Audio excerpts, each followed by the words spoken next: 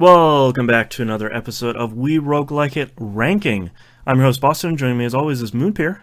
Hello, scientists. And our third scientist seat for his very first ranking is Monkey Sr. Hello. We're going to be ranking 20XX. You're watching the video version here. We're looking at the normal Trello ranking. And to be added here is 20XX. We still... What's up? These lucky viewers might be looking at the Trello ranking, but me and Monkey, we gotta look at the spreadsheet like a bunch of noobs. Yeah, you look at the raw data. I'm showing the pretty stuff. Oh, okay. Yeah, you're doing the presentation. Yeah, as you know, the executive summary for everyone at home. We get to see the raw data. So let's go over our list because we still don't have a ton of games in here.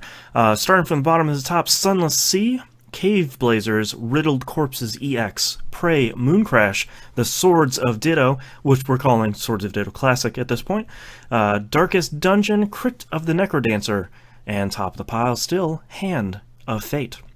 So, let's start just before we continue, I could see the spite in Monkey's face when you said Cave Blazer's name second. I could see his frown. Fighting for it to just pull it up the list. Should be higher. Yeah. Alright, so let's start 20XX. Is 20XX better than Sunless Sea? I think yes. I would agree. Boop. Is 20XX better than Cave Blazers? See, this is where things get fun, because I would say yes. I would say yes. Okay. Is 20XX better than Riddled Corpses EX? Yes. Yep. Alright. It's easy so far. Is 20XX better than Prey Mooncrash? Yes. I have to defer to you guys because I still haven't played it yet. I would say yes. The part of the hard thing here is I think they both play really well, but I think the amount of content that 20XX has puts it for me just over Prey Mooncrash.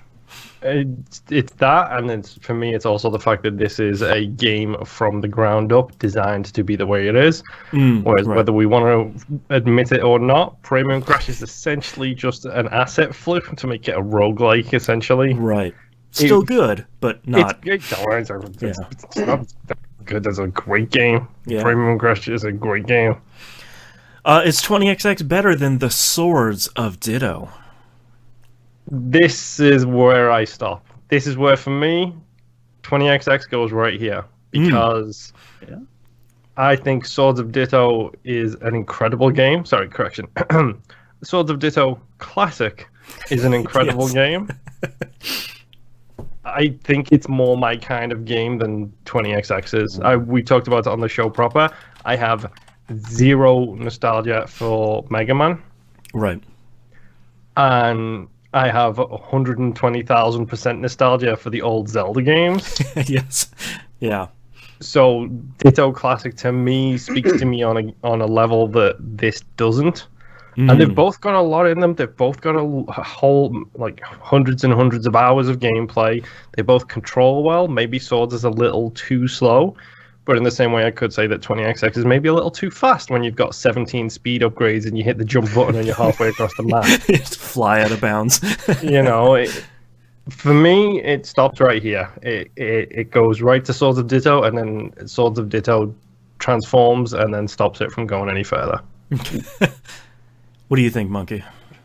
I think 20XX is better. Because, Swords of Ditto. I just lost my train of thought. It's because it has all the items in the beginning. Just the sheer amount of them, I think that beats out Swords. Because if you think about how many different items there are in Swords, there isn't. To me, there's not that many. Like. That's true. There's like a bunch toys of them, of whatever. Yeah, a bunch of the toys, they kind of cross over each other in terms of use. Like for when I was playing Swords, there were only like 3 toys that I would use, and then the rest of them, like, I would only use in their particular dungeons. Right. The other ones were just so useful. Yeah, it's like when I discovered the Giant Conqueror, and I was like, this is a sword. This is a toy that I'm going to use for the rest of the game because the Giant Conqueror is ridiculous. Right. I mean, it's something that I think actually 20XX does better is it gives you all of those items, and it gives you something that I think Sword struggles with, is it gives you a very clear progression path. You do a run, you get these chips, you use those chips to buy these permanent upgrades and items, and then on your next run you can get further. It's the Isaac thing of you unlock this will make you go further, or hinder you in some way in Isaac's case, because Isaac's a D-bag. Right. But it does do that progression really well, where you always feel like you are progressing because you're always coming back and buying more items all of the time. So I do think that 20XX does have that progression a lot more nailed down than Swords did. Swords is very much a case of you have one life, go play it. Right. And then when you die, it's restart the progression again from the beginning a little bit. Yeah, and like re-pick up. Yeah, so I guess I'm the tiebreaker here.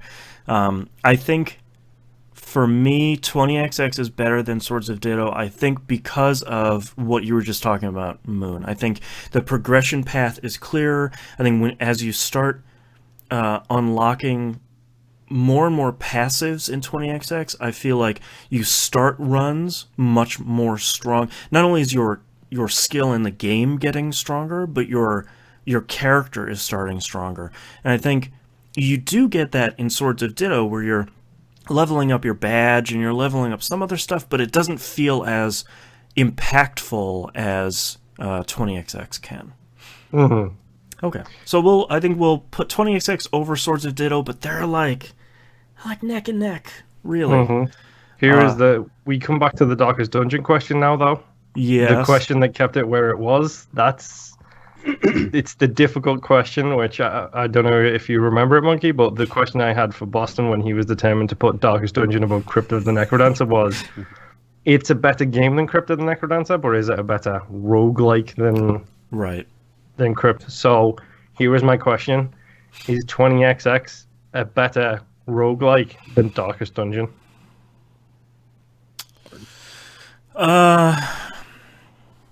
That's tough, because I feel like 20XX is a really good strategy RPG with roguelike elements in it. And I think 20XX is a really good platformer roguelike. He meant Darkest Dungeon the first Sorry, Darkest Dungeon. I just love Darkest Dungeon. I would say no, because of the breadth of content in Darkest Dungeon as well. Mm-hmm. That's a tough one, though. I actually would say yes. Okay. 20X should go over Darkest Dungeon, because I feel like 20XX is more runnable. Yes. Because yeah. I kept wanting to go back to each run, like once I died, I'm like, okay, another run. But in Darkest Dungeon, each dungeon run, I felt like myself was going mad from like it's just so dark of a game. I mean, it's in the title, and one run Dungeon. in Darkest Dungeon is like 20 to 40 hours. It's not just 30 minutes and then you die. You're I could buy that. What do you think, Moon? As far I'm torn, because I love Darkest Dungeon, but I do think 20XX goes above it. Okay. I will agree. 20XX is now in number 3. Is 20XX better than Crypt of the Necrodancer? Nope. Yeah, I think 20XX stops there. I think that's easy, just because Crypt is just an incredible game. We get to see food soon. Yeah, soon. Yeah, for coming out in June. Cadence of Hyrule. We'll get that added to the list. Add that to the list. Can we just play that for the next one? Yeah, it's gonna be out for the next one. I'll just choose that for the next one. Yeah. All right. So 20XX ends up at number 3, beating out number 3 holdout Darkest Dungeon. Crypt of the Necrodancer is 2, and Hand of Fate still hanging in strong at number 1. So thank you everybody for listening and watching, and we'll see you next run. Bye. Bye.